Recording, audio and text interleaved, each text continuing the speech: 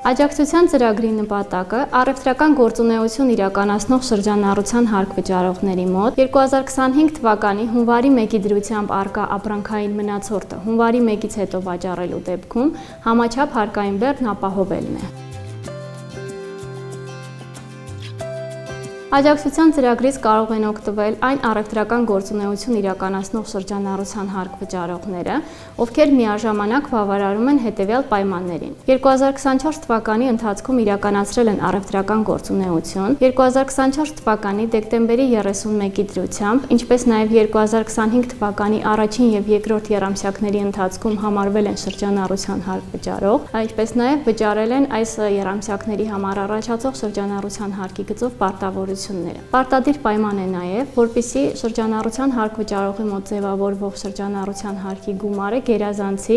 առևտրական գործունեության մասով իրացման շրջանառության 5%-ը, կամ հարկ վճարողը ունենա մինչև 2025 թվականի հունվարի 1-ը կատարված ձեռքբերումների մասով հարկի գումարից չնվազեցված և տեղափոխված հարկի գումար։ Աջակցության ծրագրից օգտվելու պարտադիր պայման է նաև, որպեսզի հարկ վճարողը հարկային մարմին ներկայացնի 2025 թվականի հունվարի 1-ի դրությամբ առկա ապրանքային մնացորդի մասին տեղեկություններ։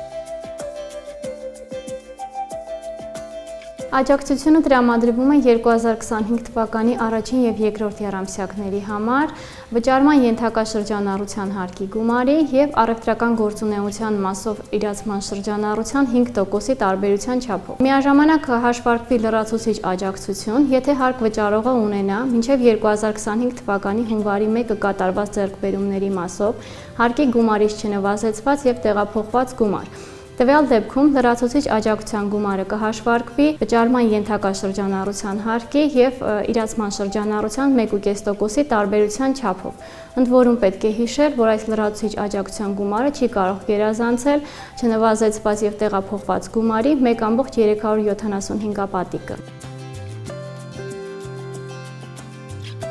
Աջակցությունը ստանալու համար 2025 թվականի առաջին եռամսյակի մասով դիմումը և ապրանքային մնացորդի մասին տեղեկությունները ներկայացվում են մինչև 2025 թվականի մայիսի 10-ը ներառյալ, իսկ երկրորդ եռամսյակի համար մինչև 2025 թվականի օգոստոսի 1-ը ներառյալ։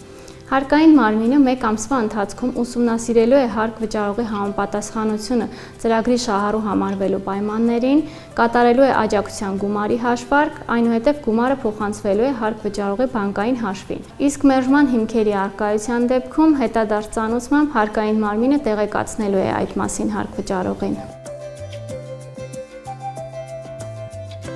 Այն դեպքում, երբ աջակցության գումարը ստանալուց հետո ներկայացվում է շրջանառության հարկի ճշտված հաշվարկ և արդյունքում առաջանում է ավել վճարված աջակցության գումար, այդ գումարը շրջանառության հարկ վճարողը պետք է վերադարձնի պետական բյուջե ճշտման օրվան հաջորդող 15 աշխատանքային օրվա ընթացքում։